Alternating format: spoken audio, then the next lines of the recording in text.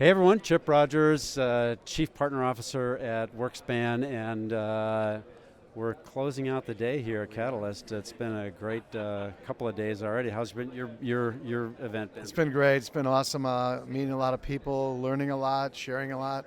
It's what this is all about. It's been fun. Yeah. So I am so excited to be joined by Doug Balut, and Doug is with Meltwater, Senior Vice President of Partnerships and Alliances, and doing some amazing things at Meltwater. Your career has been just really incredible. Cisco, and then Sprinklr, and now with Meltwater. Yeah. So I think let's start there. Talk a little bit about that journey and where, how always in partnerships, or sales, right? Sales and Sales partnership, first, right? yeah. So tell us about that. Yeah, I'd love to. Thank you for asking. I think part of the journey is that I was in direct sales for so long at Cisco and was doing pretty well, and then some of the execs came over and said, what is this guy doing that his team's growing faster than the company in the heydays? And I said, well, isn't everybody using the partner ecosystem?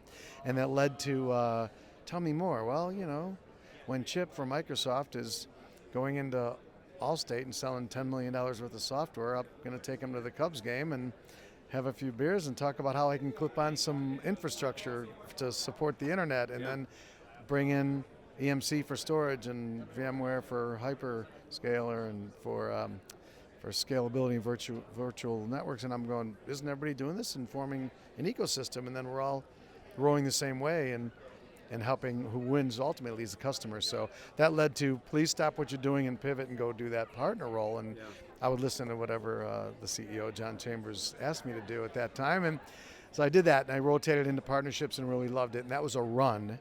And then I followed John when he left Sprinklr. When he left Cisco, went to Sprinklr as an investor and a board member, and he asked me to come over there and build out the partner ecosystem, which was really a fix. So it was more like, it's working a little bit, we could do a lot better, we need to grow it, how can we repair it? And that was a 7-year journy and helped lead taking them public through that growth. Amazing, congratulations. Pretty fun there. And then after a while I got recruited to go do the same at Meltwater, but it's a straight build. So I've been there about 10 months, from a clean whiteboard to putting the ideas and framing it all out and building a team and having some quick success. It's been a fun run already. That's amazing. That's fantastic. So at Meltwater, how are you thinking about the partner ecosystem? From services to technology partners, cloud partners. Like how are you putting those all together? Yeah, that's a great start. Is that whiteboard's like, what kind of partner categories are we going to work with? And it's depending on your product. For us, it's a SaaS offering that takes social and media and consumer data, billion pieces of data a day, and run it through artificial intelligence, and you serve it for business purposes. So you look at that and you say, okay, well, we need agencies and digital marketing and insight analytics, and you take all this data and how do you translate into meaningful? Data is powerful, but you have to have meaning around it and insights. So agencies is a category, and global systems integrators is a category, and technology partnerships that want to integrate and use our data and add their, whether it's mis and disinformation or security or whatever the products might be. Very interesting applications that can go from there, and technology partnerships, and the cloud partnerships, and regional boutique partners. So as you know, Chip, being in the partnerships group, as long as you need to have these categories, but you don't have to have 1,000 partners. You pick the good ones, you enable them, and you build a common business case that says, here's how we're going to approach the customers. We have a tool. We want to sell outcomes. So we have a great platform. It's a great suite of products that does better than our competitors. But standalone, it's not, you need more, right? And you need to sell business value and business outcomes. And all of these partnerships head that way. Yeah. That's amazing. I love that. And the technology partners, as you're thinking about, build. So you've got data, right? But then you got integrations. How do you think about, you talked about prioritizing, right? I mean, that's so important, right? So how do you think about what are some of the criteria you use to prioritize? And are you working with your product teams to do? Sure, yeah. The product teams are helping with the integrations. We have a very powerful API, and I'm not on the technical side mentally on that stuff, but I know I have great people around me that can do that. But, we'll take our data and connect with an API called the extension cord, the magic extension cord, and that'll be a solution that's jointly created. But all these partner categories have a role in that. Technology is just one of them, right? Yeah. Agencies sell services and insights, and global systems integrators sell business outcomes, and together, it's a powerful combination.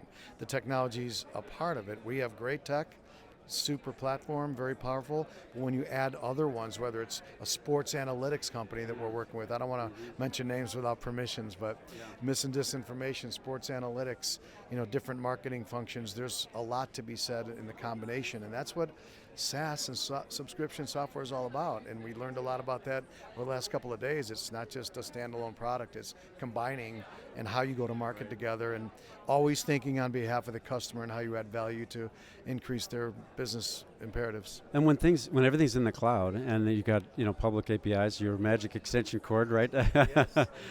It's a whole lot easier, right? It was never possible in the past. On-prem was a challenge back then. Yeah. Cloud partners are strong. We learned about that today, and some of the presentations and the Q&As and the technology sessions we did. But having strong cloud partnerships is important too, not just for their vast coverage and what they do in the cloud, but in their marketplaces and all the rest. Right. But to make the transactions easier. Yeah, make the transactions easier, committed spend, all the things we learned about. But it's the combination, that overused word of ecosystem. And I don't like 1 + 1 = 3. I like 1 + 1 = 10. And we learned again today 7 partners on average in every sizable deal, a variety of partnerships. So that's where we're heading. Watch the movie, it's going to be great. Yeah, that's amazing. Well, so Doug, you've given already a lot of advice, but anything that you would share, because you've been so successful with, as partner, and these are partner leaders that might be watching, and anything that you'd share. I would tell you, thank you for the compliment. I'm not successful, my teams are successful, and I think, having buy-in from leadership. So 2 things I'd say is you got to have buy-in from your leadership, and I do, and you have to, and you got to prove that every day. Here's the plan, here's the vision. We're part of the sales organization, we're here to grow revenue, we're here to make sure we retain customers. But the one thing I say often, and I don't know, some people call it a Dougism, but for the salespeople out there, if you're not partnering, you're competing with those that do. It's a fact. So if you're not making the time and planning and orchestrating together with the vast ecosystem of partnerships that are out there, then you're going alone, and lone wolves don't last long. Right. Love that.